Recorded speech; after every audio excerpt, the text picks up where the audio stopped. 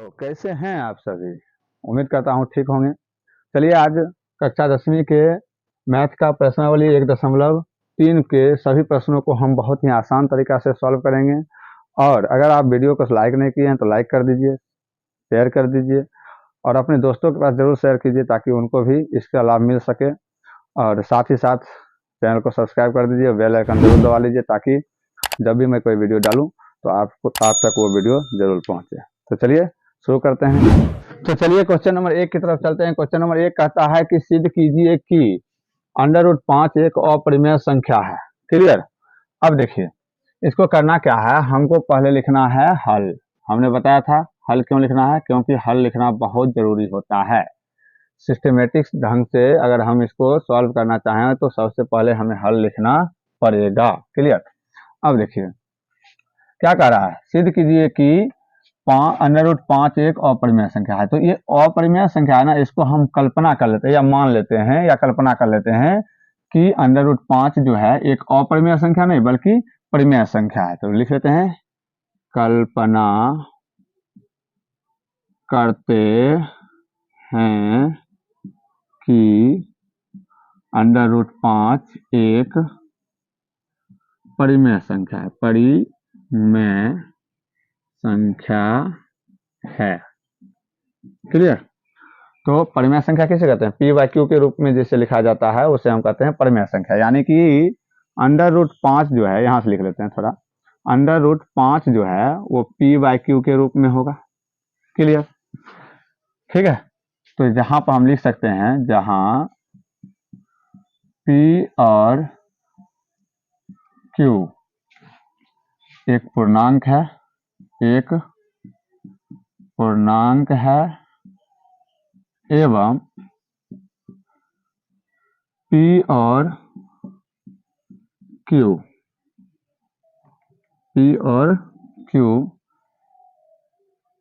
एक सहअभाज्य संख्या है।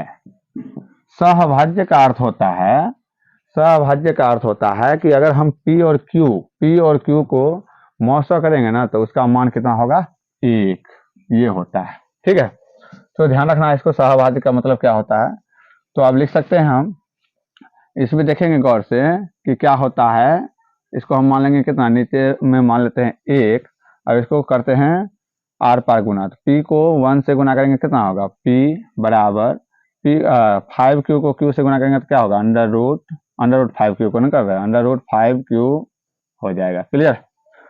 अब इसको क्या करना है, इसको कर देना है दोनों तरफ वर्ग कर देते हैं। चलो दोनों तरफ वर्ग करने पर अब दोनों तरफ वर्ग करेंगे क्या होगा, इसका हो जाएगा p का स्क्वायर बराबर, इसका हो जाएगा क्या, √5q का स्क्वायर। क्लियर है इतना। अब देखो p का स्क्वायर तो p का स्क्वायर होता है बराबर, इसको करेंगे तो इसका कितना हो जाएगा, इसको करेंगे तो इसका हो जाएगा सॉरी, इसका हो जाएगा √5 से √5 यानी कि 5 और q का q स्क्वायर। देखो कैसे आता है ये देख लेते हैं।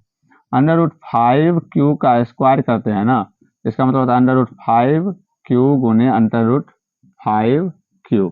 अब √5 अंडर रूट और 5 और √5 को करेंगे तो क्या था, √25 और q का q से करेंगे तो q स्क्वायर। नहीं, ये गलती से हो गया था। तो इसका कितना होता है, √25 का मान कितना होता है, 5 और q का स्क्वायर होता है q स्क्वायर। तो इसी तरह से ये क्या हो गया, √5q का स्क्वायर जो हो जाएगा 5q स्क्वायर हो जाएगा। इसको समीकरण मान लेते हैं कितना, 1। क्लियर। अब देखते हैं यहाँ पर क्या हो रहा है, ये जो है गुना में है, अगर इसको यहाँ पर लिया जाए, इधर बराबर के इधर लाया जाए तो ये हो जाएगा भाग में, अर्थात ये जो p स्क्वायर को 5 क्या कर रहा है, विभाजित कर रहा है। तो लिख सकते हैं यहाँ पर p स्क्वायर को 5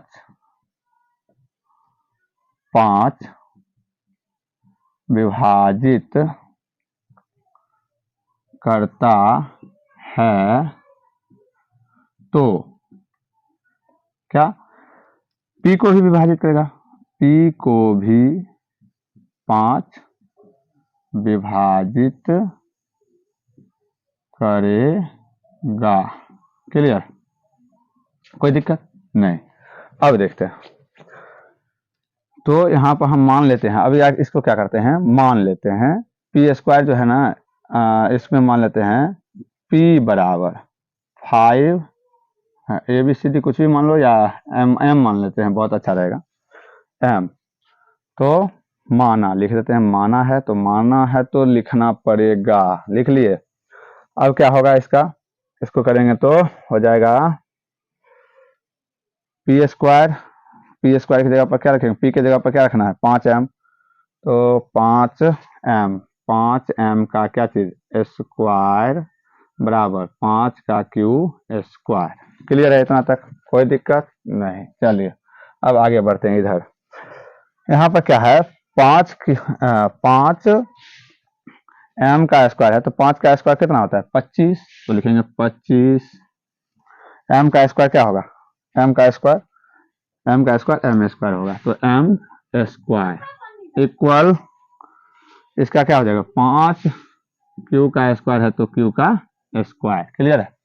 अब देखते हैं, ये 5 का है, 5 गुना में है, इधर आएगा तो भाग में, यानी 25/5 m स्क्वायर बराबर क्यू स्क्वायर। 5 से 5 काटेंगे, अब 25 बचे, अच्छा 5 बचे 25, यानी 5m स्क्वायर बराबर क्यू स्क्वायर। यहाँ क्या है, यहाँ पर फिर देखना है कि ये क्या कर रहा है, 5 जो है वो क्या कर रहा है, इधर क्यू को 5 यहाँ पर गुना में है, इधर आएगा तो क्या चीज में हो जाएगा, भाग में हो जाएगा, होगा ना।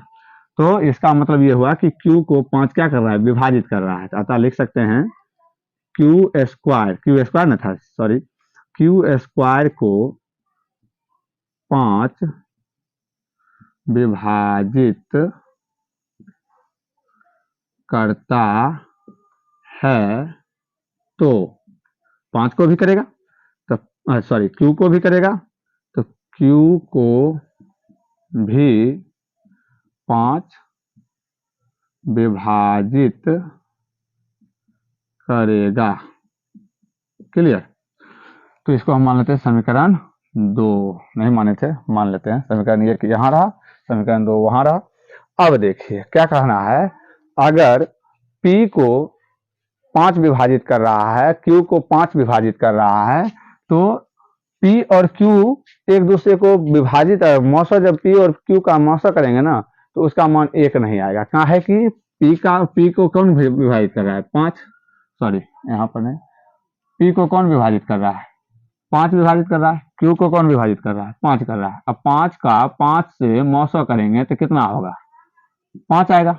ठीक है, तो 5 और 5 का मौसा करेंगे तो कितना आता है, 5 आता है, एक तो आता नहीं है, यानी P और Q का मौसा 1 नहीं आता है। P एवं Q का मौसा यानी HCF बराबर 1 नहीं है।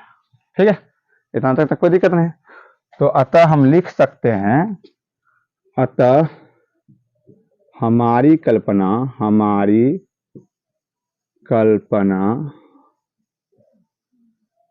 गलत है। क्या है, गलत है। क्यों, क्योंकि हमने क्या किया था, इसको कल्पना किया था कि ये एक परिमेय संख्या है, लेकिन इसका यहाँ मौसा 1 तो आया ही नहीं, तो इसलिए ये क्या हो गया, अपरिमेय संख्या हो गया। तो लिख सकते हैं इसीलिए √5 एक अपरिमेय संख्या है। क्लियर, कोई दिक्कत, यहाँ पर क्या हो जाता है, ये प्रूव्ड हो जाता है, सिद्ध हो जाता है।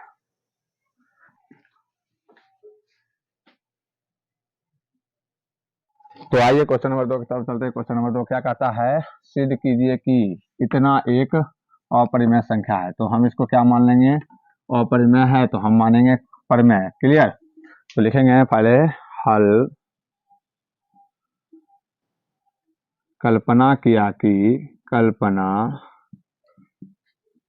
कि 3 प्लस 2 अंडर रूट 5 एक परिमेय संख्या है। क्या है? परिमेय संख्या है। कोई दिक्कत नहीं। चलिए अब 3 प्लस 2 अंडर रूट 5 यानी कि ये जो परिमेय संख्या है यानी कि p/q के बराबर होगा। कोई दिक्कत नहीं। चलिए अब ये है प्लस में, देखिए यहाँ 3 क्या है प्लस में, उधर जाएगा तो माइनस में हो जाएगा, तो लिख सकते हैं 2 अंडर रूट 5 बराबर p/q माइनस 3। कोई दिक्कत नहीं।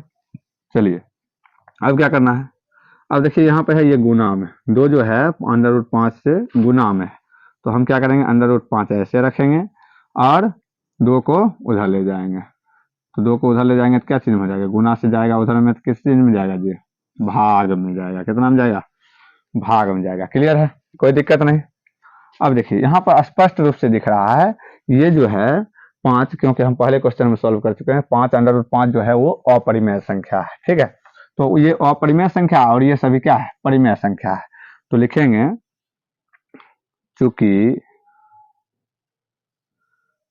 अंडर रूट 5 एक अपरिमेय संख्या है, जबकि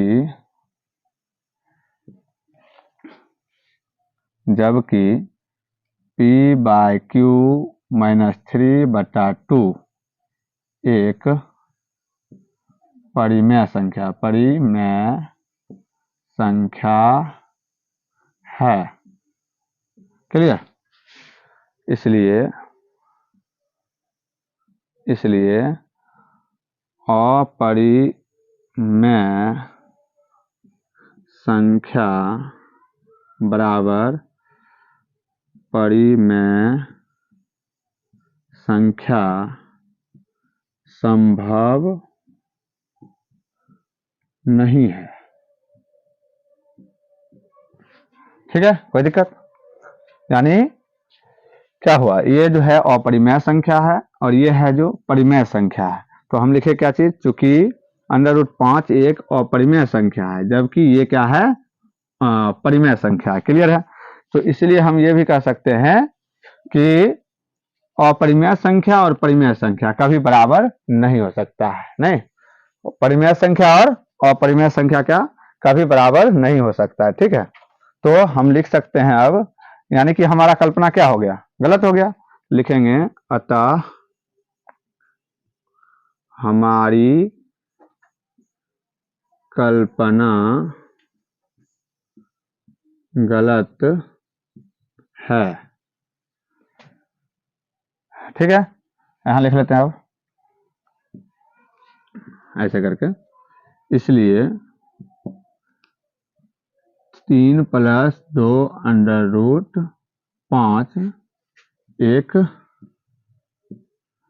परिमेय संख्या है। प्रूव्ड। यहाँ पर सिद्ध हो जाता है कि ये जो है एक परिमेय संख्या है। क्यों? क्योंकि अपरिमेय और परिमेय संख्या का भी बराबर नहीं हो सकता है, इसीलिए ये क्या होगा, एक अपरिमेय संख्या होगा ना, अपरिमेय संख्या होगी, नहीं अपरिमेय संख्या होगा। कोई दिक्कत? कोई दिक्कत? तो चलिए क्वेश्चन नंबर 3 की तरफ। क्वेश्चन नंबर 3 क्या कह रहा है, सिद्ध कीजिए कि निम्नलिखित संख्याएं अपरिमेय संख्या है, यानी ये सभी क्या हैं, अपरिमेय संख्या, ये सिद्ध करना है। तो हम करते हैं हल। क्या करते हैं? हल करते हैं।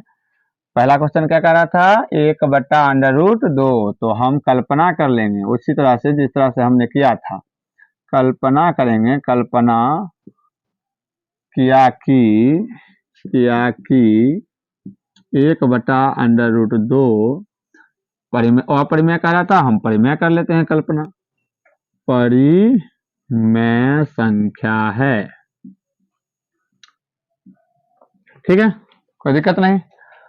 यानी अगर 1/2 परिमेय संख्या है तो हमारे अनुसार क्या होना चाहिए कि 1/2 है वो p/q के बराबर होना चाहिए, p/q के रूप में होना चाहिए, बराबर होना चाहिए। ठीक है, जहां पर q जो है वो 0 के बराबर नहीं होगा, q का मान कभी भी 0 नहीं होगा। अब देखिए इसको क्या करते हैं, पलट लेते हैं। देखेंगे अंक को पलटने पर, तो इसको पलटेंगे, 2 ऊपर जाएगा, नीचे एक आएगा, नीचे एक का महत्व नहीं है तो √2 ऐसे रह जाएगा। p ऊपर थी, q ऊपर जाएगा, p नीचे आएगा, q/p। क्लियर। अब यहाँ देखेंगे कि ये जो है एक अपरिमेय संख्या, क्या है, ये जो है अपरिमेय संख्या और ये जो है p/q एक परिमेय संख्या है। तो यहाँ पर लिख लेते हैं, चूंकि √2 एक अपरिमेय संख्या है, जबकि p/q नहीं है, q/p एक परिमेय संख्या है। हो गया। अब यहाँ देखना है कि ये हो गया अपरिमेय संख्या, ये हो गया परिमेय संख्या। कहिएगा सर जी ये √2 अपरिमेय संख्या कैसे है, तो हमने क्वेश्चन नंबर 1 में सॉल्व किया था कि √5 एक अपरिमेय संख्या। जिस तरह से हमने √5 को कहा था कि एक अपरिमेय संख्या है, ठीक उसी प्रकार से आपको एग्जाम में पूछा जा सकता है कि √3 सिद्ध कीजिए कि एक अपरिमेय संख्या है, √2 सिद्ध कीजिए कि अपरिमेय संख्या है। तो जिस तरह से हमने क्वेश्चन नंबर 1 को सॉल्व किया था, ठीक उसी प्रकार से हम क्या करेंगे, इन सभी को भी सॉल्व करेंगे तो हमें सिद्ध हो जाएगा कि √2 एक अपरिमेय संख्या है, √3 एक अपरिमेय संख्या है। बस शर्त क्या है कि वहां पर हमने √5 रखा था, जहां जहां √5 होगा वहां पर क्या करना है, √2 कर देना है। अगर √3 पूछ रहा है तो √3 कर देना है। तो हम क्या कह सकते हैं कि √2 जो है वो एक अपरिमेय संख्या है। क्लियर, कोई दिक्कत नहीं। अब हम क्या करेंगे कि ये एक अपरिमेय संख्या है, ये एक परिमेय संख्या, तो लिख सकते हैं अपरिमेय संख्या चूंकि करके या अतः अपरिमेय संख्या बराबर परिमेय संख्या संभव नहीं है, यानी कि अपरिमेय संख्या जो है वो परिमेय संख्या के बराबर कभी हो नहीं सकता है। ठीक है, तो लिख सकते हैं इसलिए हमारी कल्पना गलत साबित होता है। ठीक है, तो हम कह सकते हैं कि अतः √1 था ना, 1/√2 एक अपरिमेय संख्या है। क्लियर, ये सिद्ध हो जाता है, कोई दिक्कत नहीं। तो इस तरह से हम क्या कर सकते हैं कि इस प्रश्न को आसानी से हम सॉल्व कर सकते हैं। एक बार फिर से समझ लीजिए कि अपरिमेय संख्या जो है परिमेय संख्या के बराबर नहीं होगा, क्योंकि ये जो 2 है वो √2 जो है वो एक अपरिमेय संख्या है और q/p जो है वो एक परिमेय संख्या है। यहाँ देख सकते हैं तो ये दोनों कभी एक बराबर नहीं हो सकता है, इसलिए मेरा कल्पना क्या हो गया, गलत हो गया, क्योंकि ये तो यहाँ परिमेय संख्या थी, परिमेय संख्या कहलाया नहीं। हमने माना था क्या चीज कि ये एक परिमेय संख्या है, लेकिन ये परिमेय संख्या कहलाया नहीं, तो ये हमारी कल्पना के बिल्कुल विपरीत चला गया। तो इसलिए ये क्या हो गया, ये जो हमारा था 1/√2 वो क्या बन गया, हमारे विपरीत गया, यानी परिमेय नहीं हो रहा, यानी कि ये अपरिमेय संख्या हो जाता है। कोई दिक्कत क्वेश्चन नंबर 2 क्या कर रहा है, 3 नंबर का क्वेश्चन नंबर 2 कह रहा है कि √5 एक अपरिमेय संख्या है, ये सिद्ध करना है। तो ज्यादा समय खपत नहीं करते हुए हम इसी पर बदल देते हैं। आप भी इसी तरह से इन सभी को क्या कर सकते हैं, सॉल्व कर सकते हैं। ठीक है, तो यहाँ पर क्या कह रहा है, √7 √5। तो हम मान लेंगे, कल्पना कर लेंगे 2 नंबर के लिए, 2 नंबर के लिए हल कर लेंगे। यहाँ पर लिख देते हैं 2 नंबर के लिए हल करेंगे, कल्पना कर लेंगे कि 7 √5 जो है वो एक परिमेय संख्या है। क्लियर। अब हम यहाँ क्या करेंगे, इसका मतलब क्या होगा, यहाँ जहां भी 1 बटा √2 था वहां पर बदल देते हैं। इसका मतलब क्या होगा, 7 √5 जो है वो p/q के रूप में होगा, जहां पर q जो है वो 0 का मान बराबर नहीं होगा। अब यहाँ पर अंक पलटने पर ये तो नहीं होगा, इसमें यहाँ पर क्या हो जाएगा, यहाँ देखेंगे ये जो है गुना में है, इधर जाएगा तो क्या चीज में होगा, भाग में होगा। तो √5 बराबर p/7 भाग में जाएगा, तो यानी कि सीधा सीधा हो जाएगा क्या चीज, 7q। क्लियर है। अब यहाँ से क्या हो सकता है कि ये √5 हमारा क्या होता है, अपरिमेय संख्या। क्वेश्चन नंबर 1 में हमने सिद्ध किया था कि ये एक अपरिमेय संख्या है, तो यानी लिखेंगे चूंकि √5 एक अपरिमेय संख्या है, जबकि क्या है यहाँ पर p/7q, यहाँ पर लिखेंगे p/7q एक परिमेय संख्या है। क्लियर है, यहाँ तक कोई दिक्कत नहीं। तो अपरिमेय संख्या और परिमेय संख्या का भी संभव बराबर जो है अपरिमेय संख्या बराबर परिमेय संख्या जो है कभी संभव नहीं हो सकता, यानी कि अपरिमेय संख्या परिमेय संख्या के बराबर कभी नहीं हो सकता है। इसलिए हमारी कल्पना क्या होगी, गलत साबित होता है। और इससे हम कह सकते हैं कि अतः ये जो है क्या क्या था, 7 √5। तो 7 √5 जो है वो एक अपरिमेय संख्या है। क्लियर है, कोई दिक्कत नहीं। अब ठीक इसी प्रकार से हम इसको भी क्या कर सकते हैं, बना सकते हैं। क्वेश्चन नंबर 3 कहता है, क्वेश्चन नंबर 3 कि इसका अपरिमेय संख्या निकालना है। नहीं तो देखिए इस पर, इसी पर हम फिर से बदल देंगे, उसका भी आ जाएगा।